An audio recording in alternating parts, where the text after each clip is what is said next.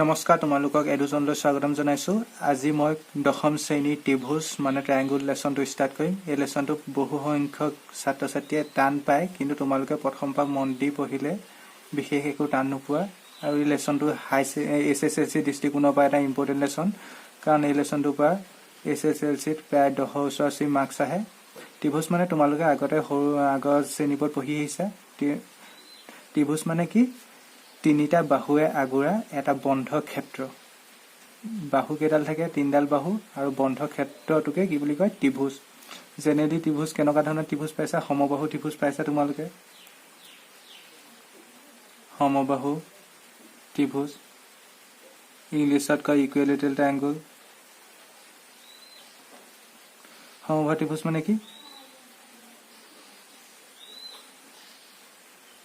যাৰ গোটেইকেইডাল বাহু সমান হ'ব লাগিব, তেনেকুৱা ধৰণৰ ত্ৰিভুজকে কি বুলি কয়? সমবাহু ত্ৰিভুজ। নেক্সট সমদ্বিবাহু ত্ৰিভুজ। সমদ্বিবাহু ত্ৰিভুজ মানে কি আছিলে? যাৰ দুডাল বাহু সমান হ'ব লাগিব। আইচোচেলেস ট্ৰায়াঙ্গল। এইবোৰ বেছিক কনচেপ্ট, এইটো লেসনটো এইবোৰ তোমালোকে চবেই জানা। যাৰ যিকোনো দুডাল বাহু সমান। ধৰি লোৱা এই ত্ৰিভুজটো এইডালৰ লগত এইডাল বাহু সমান, তেতিয়া এইটো কি হৈ যাব? সমদ্বিবাহু ত্ৰিভুজ।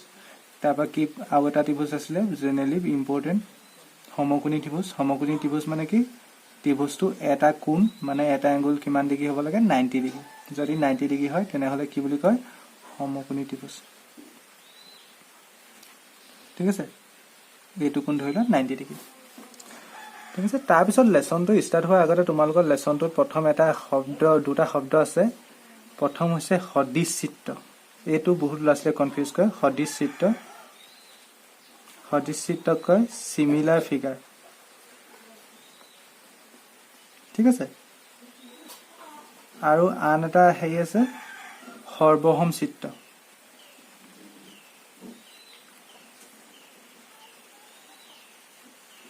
সৰ্বসম চিত্ৰ মানে কনগ্ৰুৱেণ্ট ফিগাৰ।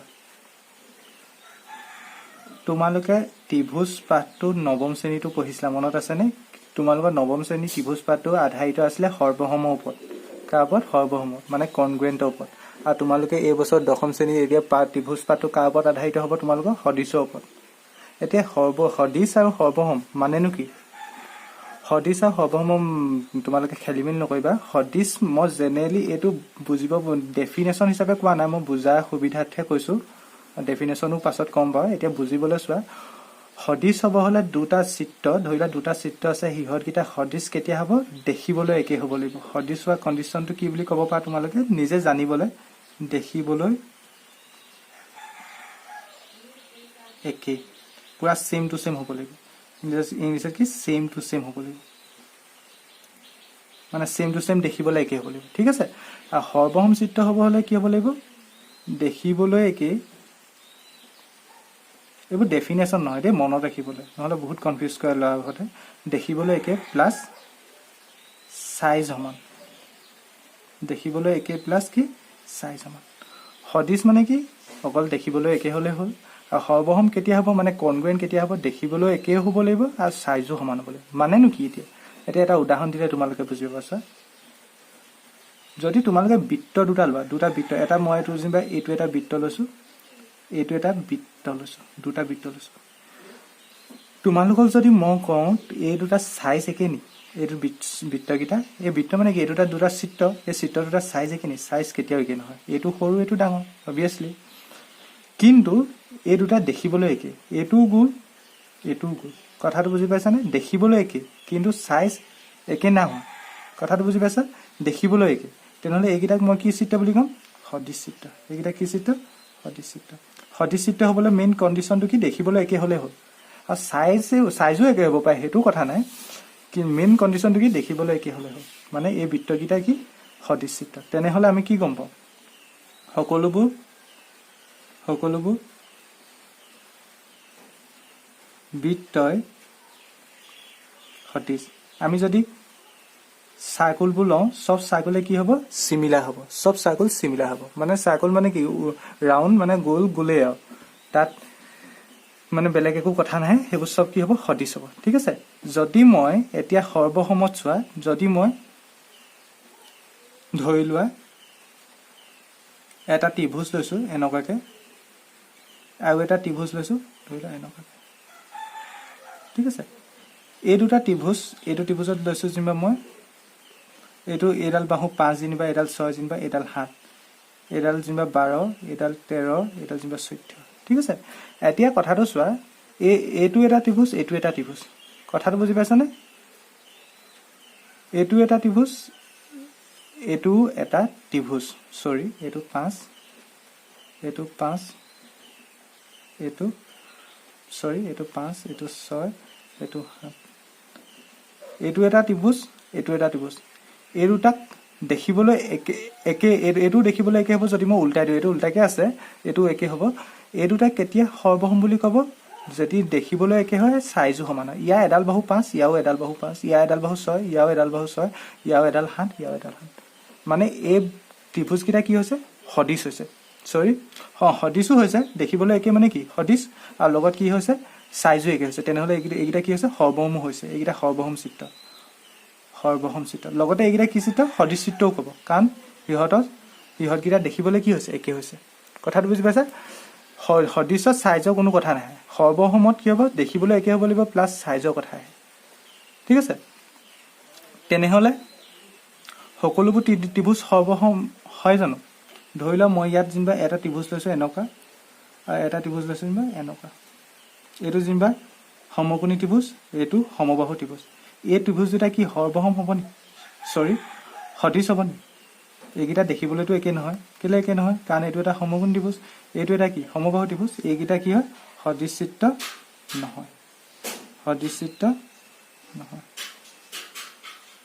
ঠিক আছে এইকিটা সদিশ চিত্ৰ নহয় কথাটো বুজি পাইছানে ঠিক তেনেকৈ তেন্তে সকলোবোৰ বৃত্তই কি সদিশ তেনেহলে সকলোবোৰ ত্ৰিভুজ সদিশ নহবও পাৰে সকলোবোৰ হ'বও পাৰে নহবও পাৰে সকলোবোৰ ত্ৰিভুজ সদিশ নহবও পাৰে যদি মই বৰ্গ লওঁ ধৰি লোৱা এটা বৰ্গ এইটো বৰ্গ মানে কি স্কোয়াৰ চাৰিডাল বাহু সমান এটা বৰ্গ এইটো এতিয়া আৰু প্ৰত্যেকটো কোণ কিমান হয় 90 ডিগ্ৰী হয় এতিয়া তোমালোকে দেখিছা প্ৰথমটো সৰু সেকেন্ডটো ডাঙৰ কিন্তু দেখিবলৈ ইয়াত কি এইটো বৰ্গ মানে ইয়াত সাইজৰ যদি কথা নকওঁ তেনেহলে এইকিটা কি হ'ব সদিশ চিত্ৰ মানে দেখিবলৈ একে কিন্তু এইকিটা সৰ্বসম চিত্ৰ হয় জানো এইকিটা সৰ্বসম চিত্ৰ নহয় এইকিটা সদিশ হয় কিন্তু সৰ্বসম হয় জানো সৰ্বসম হয় না সৰ্বসম নহয় কেলে নহয় হ'ব এইকিটা দেখিবলৈতো একে হৈছিল এইটো বৰ্গ কিন্তু ইয়াত সাইজ সমান নাই এইটো সৰু এইটো ডাঙৰ কথাটো বুজি পালা না সাইজ সমান নহয় এইকিটা সৰ্বসম নহয় ঠিক আছে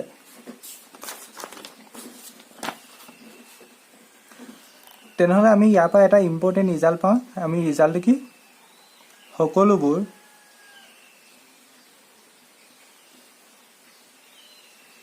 সৰ্বসম চিত্ৰই সদিশ কিন্তু সকলোবোৰ সদিশ চিত্ৰ সৰ্বসম নহবও পাৰে মানে কি ক'লে সকলোবোৰ সৰ্বসম সকলোবোৰ কনগ্ৰুৱেন্ট ফিগাৰ সিমিলাৰ বুলি কৈছে কিন্তু সকলোবোৰ সিমিলাৰ ফিগাৰ কনগ্ৰুৱেন্ট নহবও পাৰে মানে কি সকলোবোৰ সৰ্বসম চিত্ৰই সদিশ যদি তুমি ধৰি লোৱা দুটা সৰ্বসম চিত্ৰ ধৰি লোৱা এটা মই বৰ্গ লৈছো বৰ্গটো গোটেইকেইডাল বাহু যেনিবা 4 4 4 4 আৰু কোণটোতো 90 ডিগ্ৰী হ'বই ঠিক আছে মই আৰু এটা বৰ্গ লৈছো ঠিক আছে এইকেইটাও ধৰি লোৱা গোটেইকেইটা বাহু 4 4 4 তেনেহলে এই দুটা কি হ'ল সৰ্বসম চিত্ৰ সৰ্বসম হলে এইকেইটা কি হৈ যাব সদিশ হ'ব সকলোবোৰ সৰ্বসম চিত্ৰ কি সদিশ কেলে সদিশ কাৰণ এইকেইটা দেখিবলৈ একে ঠিক আছে কিন্তু ইয়াৰ উল্টাটো নহয় কিন্তু সকলোবোৰ সদিশ চিত্ৰ সৰ্বসম নহব পাৰে এইটো কেলে নহয় স্যাৰ এতিয়া ইয়াৰ উল্টাটো স্যাৰ যেনিবা মই বৰ্গ এটা লৈছো 4 4 4 4 মই আৰু এটা বৰ্গ লৈছো ধৰি লোৱা তাৰ বাহুটো যেনিবা মই এবাৰ বহাই দিলো 6 6 6 6 মোক এটা প্ৰথম কথাটো কোৱাচোন, এইকেইটা সদিশ হয়নে? এইকেইটা সদিশ হয়নে ন? এইকেইটা সদিশ হয়। কেলে সদিশ হয়? চিমিলাৰ হয়। কেলে হয়? কাৰণ ইহঁতকেইটা দেখিবলৈ একে। কিন্তু হোৱাট এবাউট কনগ্ৰুৱেণ্ট? এইকেইটা কনগ্ৰুৱেণ্ট হয় নে নহয়? এইকেইটা কনগ্ৰুৱেণ্ট নহয়, মানে সৰ্বসম নহয়, কাৰণ ইহঁতৰ চাইজটো বেলেগ বেলেগ। তেনেহ'লে দিছ ডজ নট ইমপ্লাই, মানে এইটো ইমপ্লাই নকৰে। কি ইমপ্লাই নকৰে? এইটো যে সৰ্বসম হ'ব। কথাটো বুজি পালানে? সৰ্বসম হ'ব। তেনেহ'লে এই ষ্টেটমেণ্টটো মানে কি? সকলোবোৰ সৰ্বসম চিত্ৰ সদিশ, সকলোবোৰ সৰ্বসম চিত্ৰ সদিশ হ'বই, কিন্তু সকলোবোৰ সদিশ চিত্ৰ যে সৰ্বসম হ'ব সেইটো কথা নহয়। কেতিয়াবা হ'বও পাৰে। ধৰি লোৱা মই দুটা যেনিবা সমান আকাৰ কি আঁকিছোঁ? বৃত্ত আঁকিছোঁ। ইহঁতৰ ব্যাসাৰ্ধ যেনিবা দুইটাই সমান সমান। তেনেহ'লে এইকেইটা সদিশ। আৰু সমান আকাৰ মানে কি? ইহঁতকেইটা সৰ্বসম হ'ব পাৰে, কিন্তু নহ'বও পাৰে। কথাটো বুজি পালানে? এইটো ষ্টেটমেণ্ট মনত ৰাখিবা। সকলোবোৰ সৰ্বসম চিত্ৰ সদিশ, কিন্তু সকলোবোৰ সদিশ চিত্ৰ সৰ্বসম নহ'বও পাৰে। এতিয়ালৈকে মই তোমালোকে বুজিব পৰাকৈ সদিশ আৰু সৰ্বসম বুজালোঁ। এতিয়া মই সদিশ মানে চিমিলাৰিটিটো এটা ডেফিনেশ্যন হিচাপত বুজাম। ঠিক আছে? ডেফিনেশ্যন মানে আমি চিমিলাৰিটি বুলি ক'লে কি বুজি পাম? সমসংখ্যক বাহু থকা দুটা বহুভুজ সদিশ হ'ব যদিহে, মই কি লৈছোঁ? সমসংখ্যক বাহু থকা, মানে ইকুৱেল নাম্বাৰ অফ ছাইড থকা মই দুটা পলিগন লৈছোঁ। ঠিক আছে? বহুভুজ লৈছোঁ। সেই বহুভুজকেইটা সদিশ হ'ব। কেতিয়া হ'ব? তাৰ দুটা কণ্ডিশ্যন আছে। আগতে মই সেইটো বুজালোঁ, সেইটো বুজি পোৱাকৈ। এতিয়া গাণিতিকভাৱে যদি মই কওঁ, অংক ভাষাত যদি কওঁ, সেই কণ্ডিশ্যনকেইটা কি? সৰ্বসম বাহু থকা দুটা বহুভুজ সদিশ হ'ব যদিহে সিহঁতৰ অনুৰূপ কোণবোৰ সমান। সিহঁতৰ অনুৰূপ কোণবোৰ কি হ'ব লাগিব? সমান হ'ব লাগিব। ঠিক আছে? প্ৰথম কণ্ডিশ্যন। ছেকেণ্ডটো, সিহঁতৰ অনুৰূপ বাহুবোৰৰ অনুপাত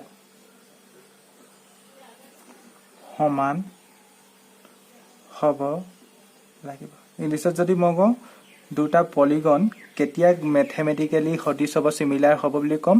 যদি সিহঁতৰ অনুৰূপ ছেম টু ছেম, মানে এংগুলবোৰ যদি সমান হয়, আৰু সিহঁতৰ কি ছাইডবোৰৰ যদি যিটো ৰেচিঅ', সেই ৰেচিঅ'টো সমান হ'ব লাগিব। ধৰি লোৱা মই দুটা চিত্ৰ লৈছোঁ। এটা চিত্ৰ এ, আনটো চিত্ৰ বি। এই চিত্ৰকেইটাক সদিশ বুলি কেতিয়া ক'ব? ধৰি লোৱা এইটো চিত্ৰ এ বি চি ডি, এইটো চিত্ৰ পি কিউ আৰ এছ। সিহঁতৰ অনুৰূপ কোণবোৰ সমান হ'ব লাগিব। মানে ধৰি লোৱা এৰ লগত যেনিবা পি সমান হ'ল, তেন্তে বিৰ লগত কি সমান হ'ব লাগিব? কিউ সমান হ'ব লাগিব। চিৰ লগত আৰ সমান হ'ব লাগিব। ডিৰ লগত এছ সমান হ'ব লাগিব। আৰু এটা কণ্ডিশ্যন আছে, সিহঁতৰ অনুৰূপ বাহুবিলাকৰ অনুপাত সমান হ'ব লাগিব। মানে বাহুবোৰ সমান হ'ব নালাগে, অনুপাতটো সমান হ'ব লাগিব। তেতিয়া যদি এই দুটা যদি কণ্ডিশ্যন হয়, তেতিয়া চিত্ৰকেইটা কি চিত্ৰ বুলি ক'ব? সদিশ চিত্ৰ বুলি ক'ব। আজিলৈ ইমানেই। ইয়াৰ পিছত মই ত্ৰিভুজৰ অনুশীলনী কুৱেশ্যনবোৰ আৰম্ভ কৰিম। যদিহে তোমালোকে ভিডিঅ'টো ভাল পালা, তেনেহ'লে লাইক কৰাৰ লগতে চেনেলটো ছাবস্ক্ৰাইব কৰিবা। আৰু তদুপৰি তোমালোকে বন্ধুবৰ্গৰ লগত চেনেলটো শ্বেয়াৰ কৰিবা। ধন্যবাদ।